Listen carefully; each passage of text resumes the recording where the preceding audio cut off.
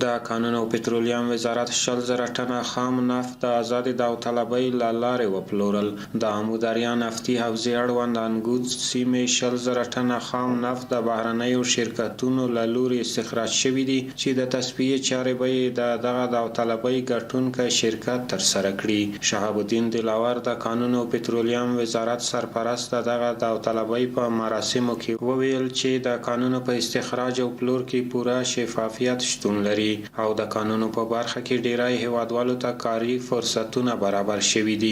الحمدلله 2 میلیون ډالرو په ارزښت باندې د قشقري تیل ورکړل شوي دي او اوس په 100,000 ټنه دا ورکول کېږي. موږ ته نرخونه ډېرو کسانو میسجونه کړي، شاید هغه کسان درته ناست دي. تاسې کوشش وکړئ چې ښه نرخ ورته ورکړئ او زموږ د تاسې دا ملک چې 45 کاله ځپل شوی ده، وران شوی ده، د خپلو عوایدو نه او د خپلو امکاناتو نه له خیره بیرته جوړ کړو او په عین حال کې 11 بلاک‌های نفت و گاز در اعلان است. بسیار کمپانی‌های کلان شرکت‌های کلان ملی و بین‌المللی آماده بسیار زود انشاءالله پروپوزال‌های آن جمع می‌شود و قرارداد استخراج و اکتشاف 11 بلاک ها که در ولایت هرات ما شما داریم، کلگی ساحه آن 23,000 کیلومتر مربع ساحه نفت و گاز داریم. در هرات حوزه هرات 5 حوزه داریم. حوزه هرات ما 23,000 کیلومتر مربع است. 13 ولسوالی در بر گرفته که اکثریت ولسوالی های آن مربوط ولایت هرات است و بعضی ولسوالی های آن مربوط ولایت بادغیس است. انشاءالله ما شما شاهد خواهیم در این سال که آن قراردادها داده شود و با صدها میلیون دلار انشاءالله در آن سرمایه‌گذاری می شود و ما شما مالکین تیل از ذخایر خود خواهم بود و انشاءالله 40,000 کیلومتر ساحه کٹواز ولایت پکتیکا 40,000 کیلومتر ساحه آن است. با آن هم کار شروع است. انشاءالله غبم ډیر زر کوشش کوو چې ډیر غټه کمپنی ورته راشي. نوم د کټواز حوزه ده خو هغه پکتیکا، خوست، قندار، زابل دا ټول ساحه تقریبا د دې صاحب کې راغلي دي.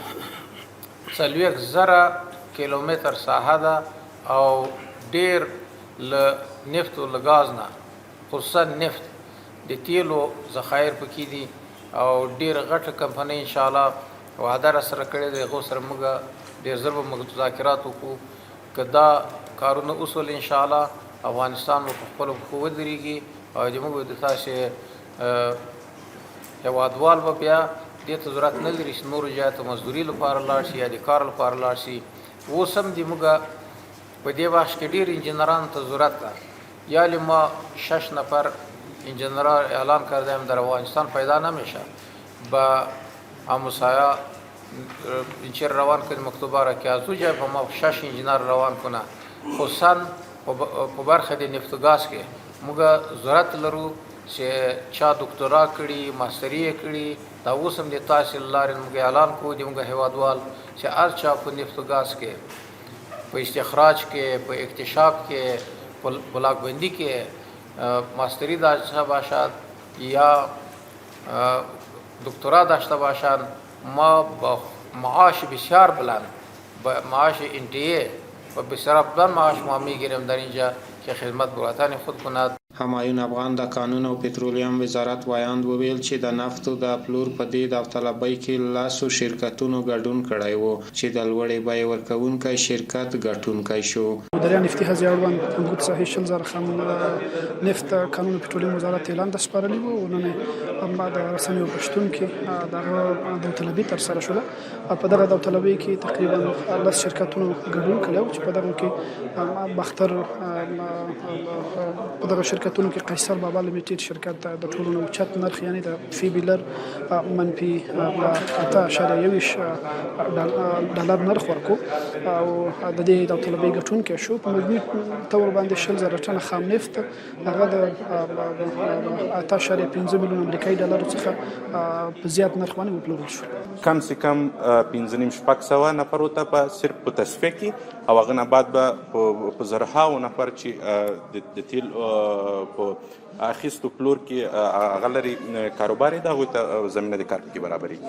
دا یادونې وړ ده چې د کانونو او پټرولیم وزارت د بیلابیلو منرالونو او قیمتي ډبرو د استخراج ترڅنګ د تیلو او نفتو د استخراج چارې هم د هیواد په څو ولایتونو کې پیل کړي دي.